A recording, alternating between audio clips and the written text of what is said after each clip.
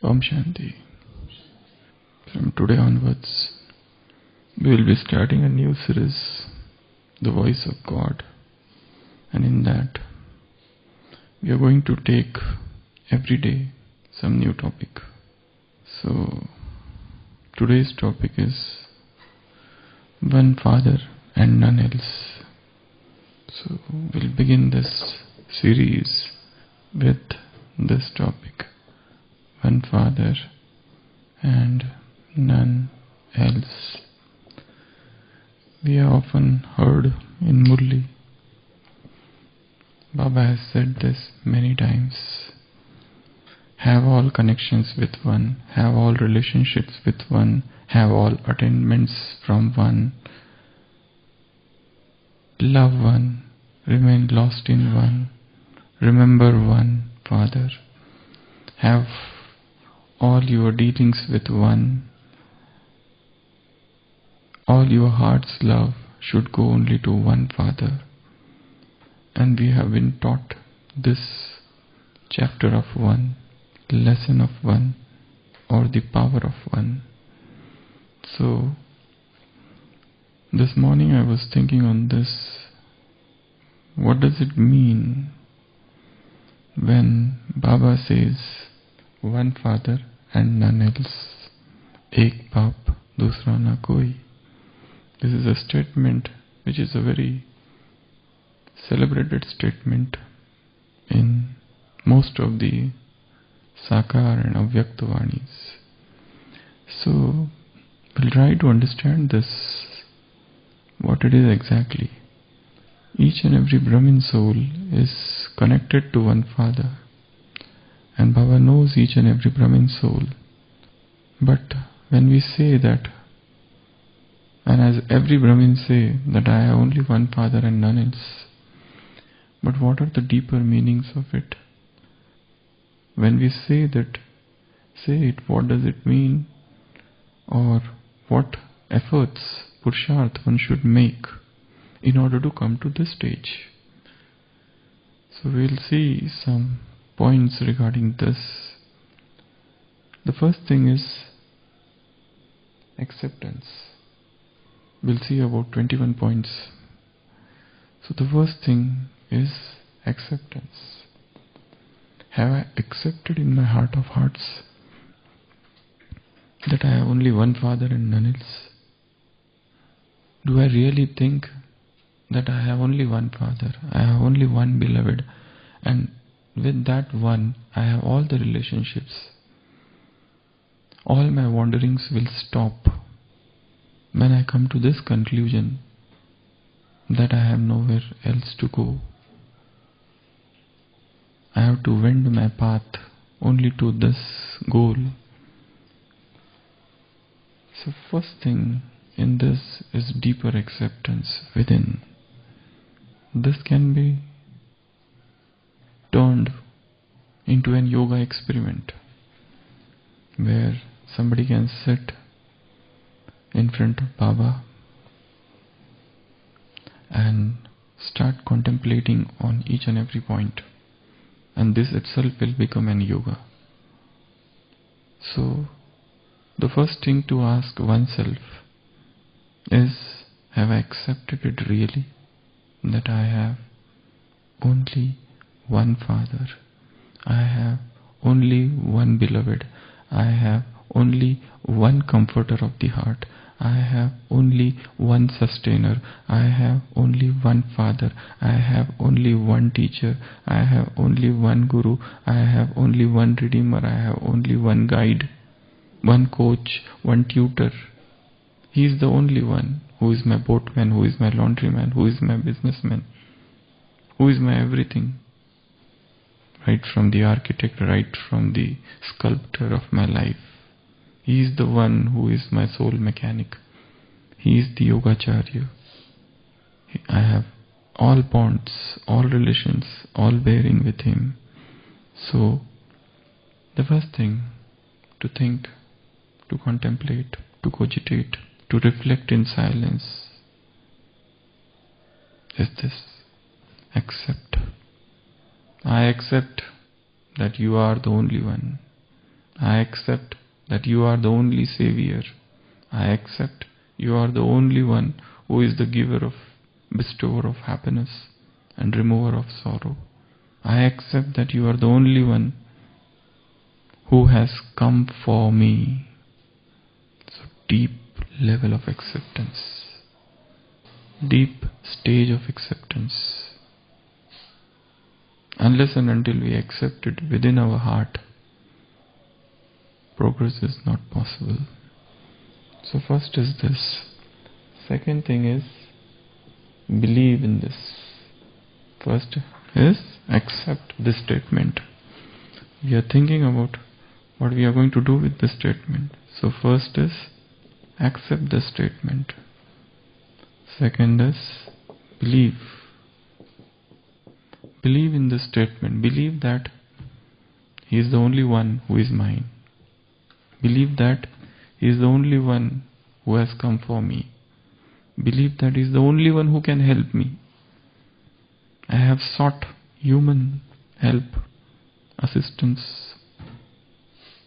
I have been running from pillar to post to seek human cooperation, but in return what I have got. Sometimes I might have got cooperation, love, care, attention, but not always. And He is the one who is sitting all the time for me. So I believe that He is the one Father and none else. He is my only support. And this support is the greatest support. Baba says, why you go to 200 human beings when 1,000-handed Father, 1,000-armed Father is standing in front of you. So go to that, the mightiest, the strongest, who is the ocean of strength, who is the ocean of help, who is the ocean of cooperation. So second is believe in this. Third is check. Check. Is it really so? To what extent I have one Father and none else in my life?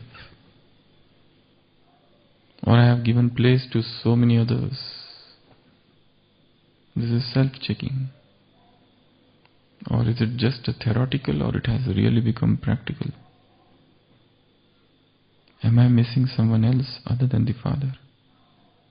Do I have to desire to talk, to move around, to be in the company of human beings? Or I feel to be in silence all the time, or in solitude, to be in the company of one invisible Father. So check. The next thing is dance. Dance with this statement that I have only one Father and none else.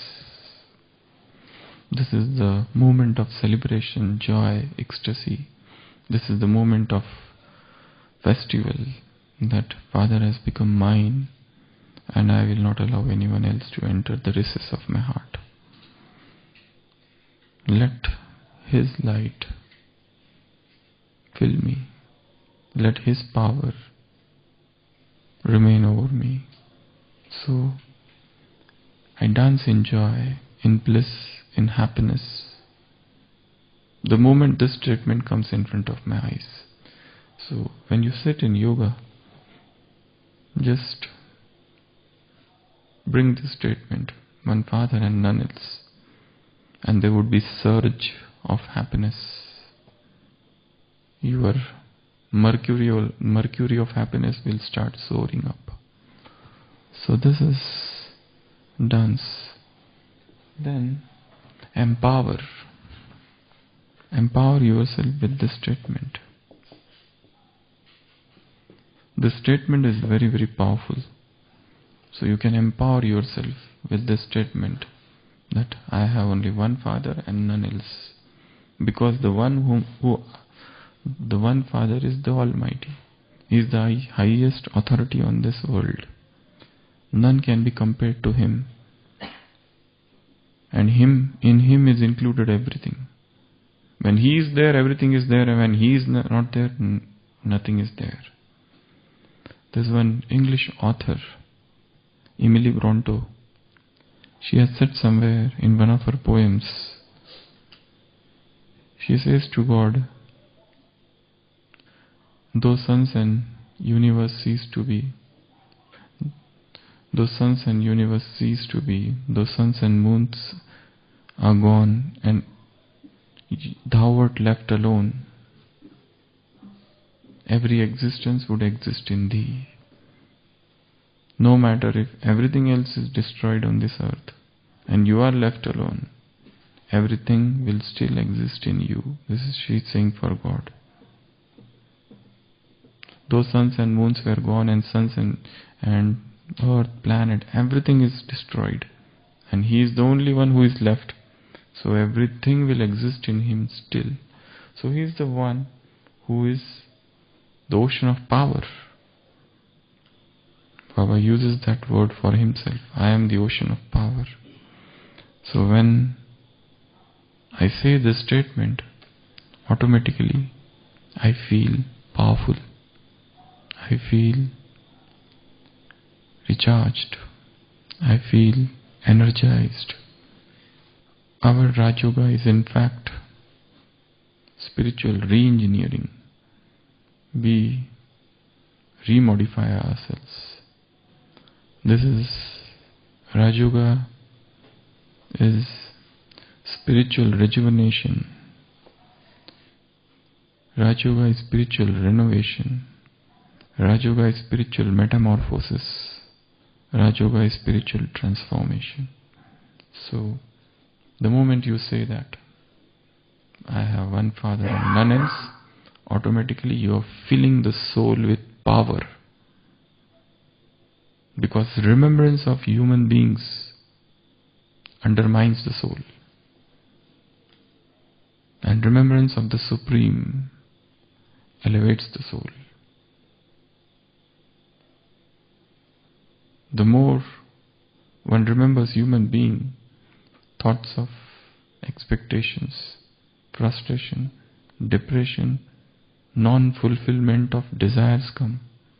And the moment you think of God, and the moment you think that He is the only one and none else, automatically soul is filled with unprecedented happiness and power, an invisible power, and that power prevails throughout, and that power moves along the soul throughout the day. So, fifth is empower. Then, sixth, when I say that one Father and none else, I mean I have to free oneself from others. I free myself from others. The third. You know, this third is very dangerous. The third. Because when one is attached to the third eye closes. One Father, second me, and the moment third comes in between, the third eye will close. And when third eye closes, you become blind.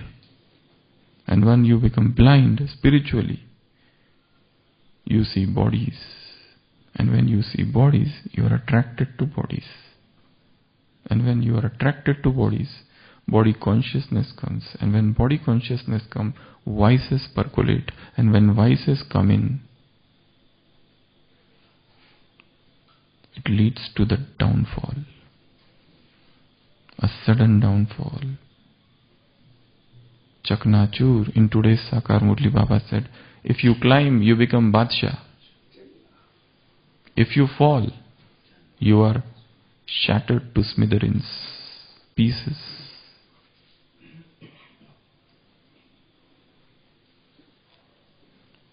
So, free yourself from others. These others are very dangerous. Then grow with it. Grow with it. Grow with this statement. He is the only one. Grow with it. A spiritual growth will happen. Every day, inch by inch. the soul will increase in understanding. So growth. Then